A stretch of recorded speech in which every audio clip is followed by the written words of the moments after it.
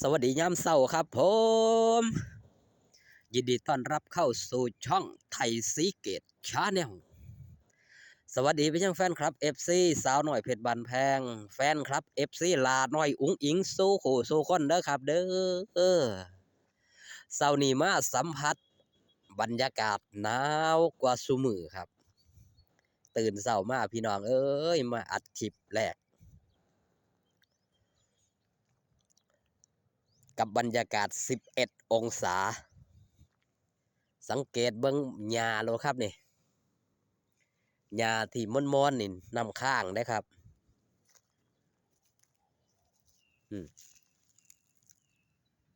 ให้พี่น้องได้เบิ่งนี่น้ำค้างได้ครับนี่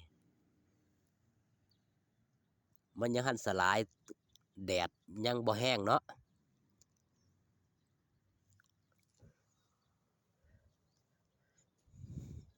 บ่ต้องสูบบานสูบยาก็ควรออกปากได้แล้วครับนี่เบิ่งแย่งสุขภาพเด้อครับเด้อหลายผู้หลายคนอากาศเดี๋ยวก็เปลี่ยนเดี๋ยวก็อุ่นขึ้นเดี๋ยวก็หนาวนี่แหละครับในส่วนคนเป็นหวัดเป็นไอเนาะเป็นจังได๋เนาะมื้อคืนผู้ใดได้ไปเบิ่งได้ไปแย่งตลาดนัดบ้านตะขบอำเภอปักธงชัยจังหวัดโคราชหรือว่านครราชสีมาไปสัมผัสอากาศหนาวนำกันสำหรับทีมงานสาวน้อยเพชรบ้านแพงมื้อนี้ครับเป็นมื้อเดินทางของทีมงานสาวน้อยเพชรบ้านแพงสิไปสร้างความมวลความซื่นเขตกรุงเทพปริมณฑลทางด้านกลุ่มปิดเนาะ1-6ธันวาคม100แต่ละมื้อแต่ละเว้น278 3มื้อเพิ่นว่า278 3มื้อ555 6มื้อไปวนไปซื่นไปเข้า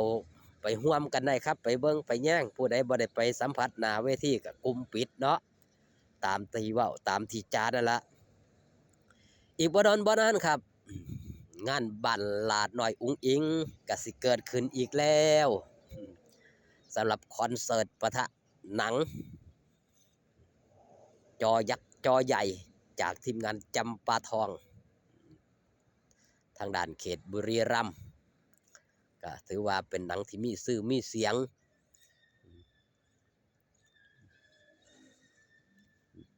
พี่น้องมิตรหมอแคนแฟนหมอลำกับไปเบิ่งไปชมกันได้ครับ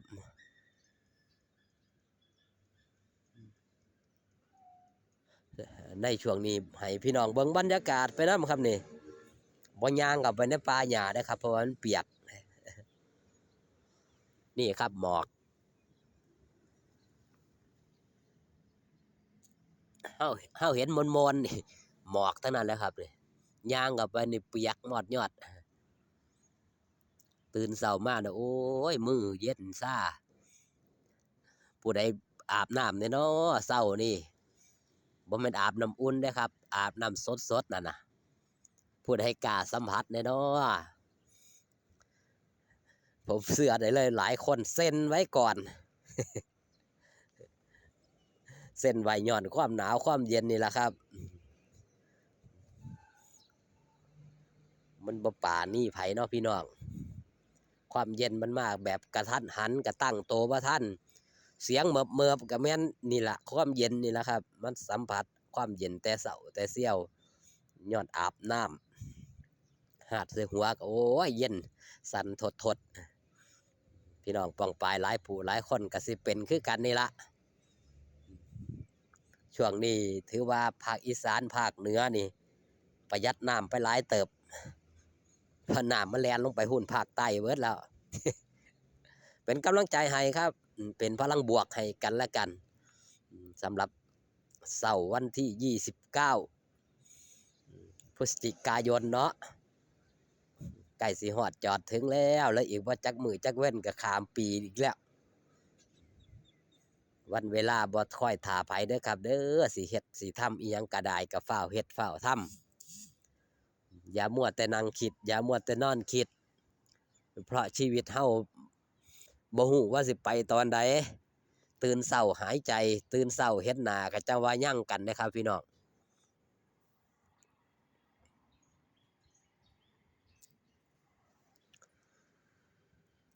อย่างทางด้านหมอหลองหมอลำก็เช่นเดียวกันเด้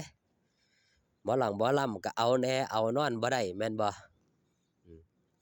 ยิ่งในช่วงนี้สถานการณ์เหตุบ้านการเมืองมันบ่ปกติเล่นไปก็ต้องทำใจไปนำจักเขาสิบอกให้หยุดมือใดแม่นบ่เขาสิบอกให้หยุดเวลาใดตราบเท่าที่ยังมีลมหายใจตราบเท่าที่มีการมีงานก็เฝ้าเฮ็ดเฝ้าทำครับรักษางานกอดงานให้แน่นๆอย่างวงการหมอหลองหมอลำนี่ล่ะในเมื่อมีโอกาสแฟนคลับ FC ฮักหอมมาหุ่มมาลุ่มมาตอมต้องเฝ้าเฮ็ดเฝ้าทำต้องเฝ้ากอบเฝ้าโกยเฮ็ดจังได้แฟนคลับ FC เพิ่นสิฮักเพิ่นสิหอมไปโดนเฮ็ดจังได้แฟนคลับ FC เพิ่นสิบ่เปิดบ่นายก็ขึ้นอยู่กับโตตนของศิลปินเองย่างหลาน้อยอุ้งอิงก็ถือว่าร้อยล่ำแล้วยูโตสำหรับแฟนคลับ FC มีแต่เพิ่มเติมขึ้นเรื่อยๆสำหรับแฟนคลับ FC หลาน้อยอุ้งอิงก็ถือว่าเป็นศิลปินที่มากด้วยคุณภาพความสามารถการันตีจากผลงานที่ผ่านมาหลายร้อยวิวหลายร้อยล้านวิว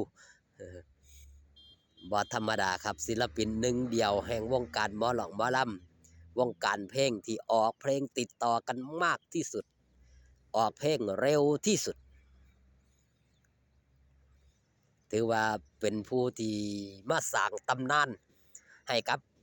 วงการหมอลำแห่งยุคปัจจุบัน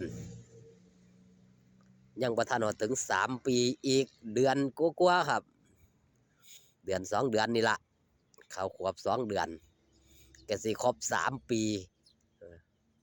ในการที่ลาน้อยอุ้งอิงได้เข้ามาอยู่ในชายคาหมอลำอย่างสาวน้อยเพชรบ้านแพงมีความเปลี่ยนแปลงไปมากมายหลากหลายเอาสำหรับคลิปนี้ฝากตอนมิดหมอแคนแฟนหมอลำสัมผัสอากาศหนาวไว้แต่เพียงสำนีครับพ่อกันคลิปหน้าสบายดีครับผม